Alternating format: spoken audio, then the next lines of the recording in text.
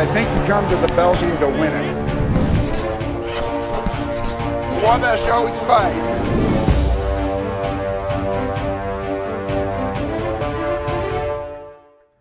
Good afternoon and welcome to the Don Morel Show, your chance to hear the thoughts and comments of the head football coach of the Little Giant program.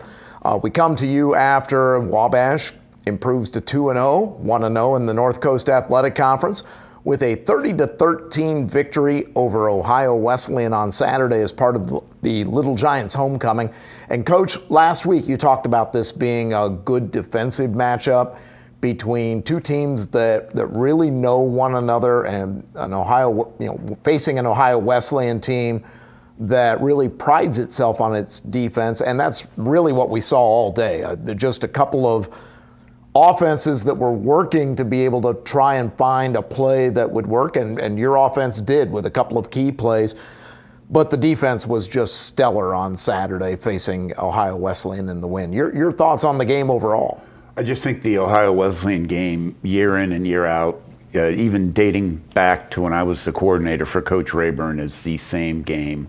Wabash seems to win it in the end, but it is tough sledding out there. Also, I think the heat of the day played a big factor for both teams. But in the end, our kids did a great job of getting through some tough adversity and coming away with the win.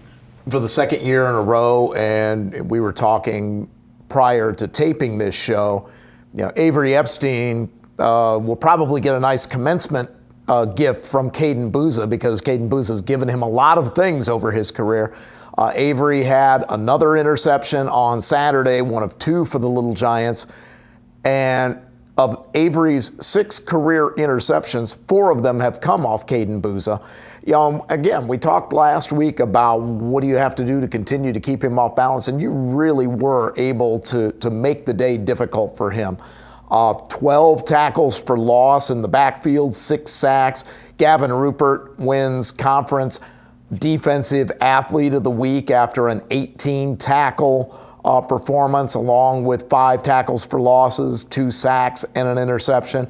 It just really great game for your defense, putting pressure on them in the backfield. I think our front, Will Olive is playing really well for us. Brody Fry, Jerry McBee, that's where it starts. Let's go ahead and take a look at some highlights from Saturday's game. Again, a 30-13.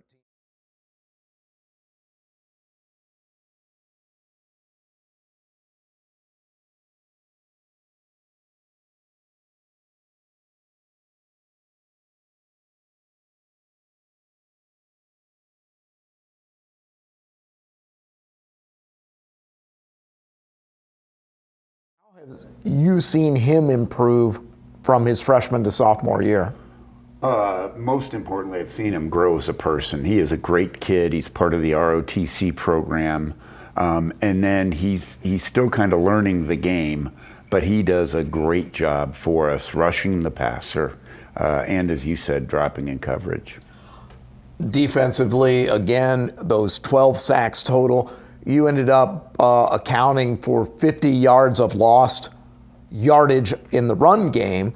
Ohio Wesleyan was able to find some success 20-20 moving the football, but once again, second week in a row, they get down into the red zone. They end up with only 13 points on the day out of 6 trips inside the 20-yard line. Another goal line stop on a 4th down play.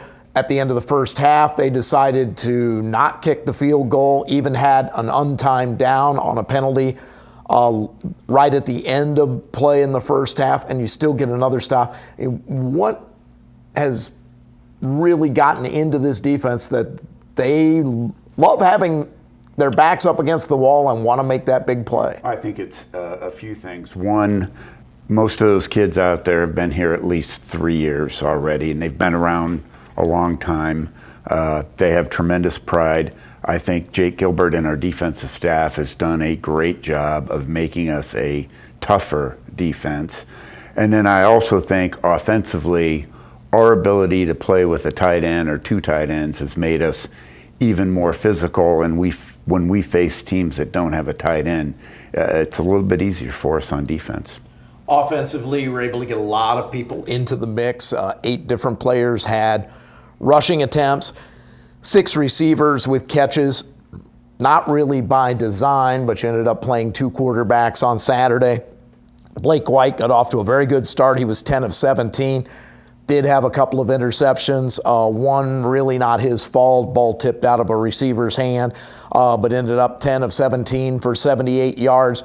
But then the injury, Brand Campbell comes in, and not a bad story when your first career collegiate pass goes for a 23-yard touchdown to Cannon Chase. And it was a great throw, a great play, and something you really wanted to try and do with that change in momentum with the interception deep in Ohio Wesleyan's territory. We did, and Brand did a great job of executing the play. I don't think most defenses count on a quarterback coming in and throwing a ball right down the middle for a strike, but he did it. Really lifted our team up, gave us some confidence, and helped us close the game out. Brody Rucker with another good day, 3 field goals, again, perfect on his extra points, and kind of the unsung hero of special teams on the day, Cole Dickerson. With Blake White's injury at quarterback, obviously Brand Campbell comes in and plays well, but that also means you've got to have a backup punter. So Cole came in and really did a good job in the punting game and kept flipping the field for you in times when you did have to punt. Cole's another guy, you feel like he's been here 2 years. You don't realize he showed up on August 11th, but he contributes in so many ways already. He's going to be a great football player here. Got his first carry on Saturday, a 4-yard gain, in addition to his punting work, where he ended up punting for 47-yard average on 3 attempts on the day. So a good day for Cole in that category as well. I know the one thing you probably have to be a little disappointed about, and we'll just talk about it, tough day converting on 3rd down. And we know a lot of that is Ohio Wesleyan and their excellent defense. What does this team have to do to be a little better on 3rd down and stay out of some of those 4th down situations? Not play teams with really good defenses. Again, year in, year, we were the same way last year. They're sticky. We're going to get some of that this weekend, too, up in Wisconsin. But I think as our guys start to play more football, it is a new group out there. They'll get better and better. We were good against St. Norbert. I think it's just, again, against an Ohio Wesleyan team, it's going to look like that. It does conference-wide, too. When you look at DePauw's score with them last year or Denison's score with them, they play good teams well. I didn't want to be the one to tell you, defense is going to be another thing you're going to really have to face this week. Little Giants head northwest to the state of Wisconsin to take on one of the WIAC teams. University of Wisconsin-Platteville, a very good team, ranked in the American Football Coaches Association poll just outside of the top 25 rankings in the D3Football.com poll. But this is a team that is ranked 2nd in the nation coming into this ball game in rushing defense. They have actually held their one opponent to negative yards rushing for a game, and the other opponent to an extremely low average. So their season average, teams only getting minus 10.5 yards rushing per game. I mean, obviously they're going to be difficult to try and run the football against. They're also very good against the pass. What have you seen from film that you'll have to try and execute against a defense like that? Well, they're very well coached on the back end. They have multiple schemes, and then they just have good players. And they look like a Wisconsin football team that we face, whether it's Whitewater or whomever. They are a big physical team. We kind of saw this last year with Butler. We saw it a couple years before with North Central. I do think these games make us better. And this is going to be a tough opponent. It is going to be tough sledding up there, but we're excited to do it. Defensively, what will the Little Giants face? I know looking at the numbers, a good young quarterback, some good receivers.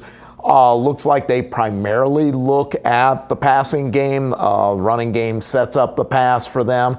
What does the defense face this week, and how will they need to be ready to play a good Wisconsin-Platteville team? They're good in all the spots. I think the quarterback's a really good player. They've got good running backs, talented wide receivers. We don't see this much in our conference, but they take deep shots, trying to hit one-play touchdowns. We've got to defend that and still defend the run, and they have an excellent screen game too. So a real challenge for our defensive staff. First road trip of the year, and it's the first road trip of a month of road trips. We're in this weird schedule this year. 2 home games now. As I was joking in the press box Saturday, we're on our Taylor Swift break. Yes. Stadiums clear out when she's having concerts there, so apparently she's having a concert here. We just don't know about it. So we're off. We're out of town basically for a month. This is the first road game.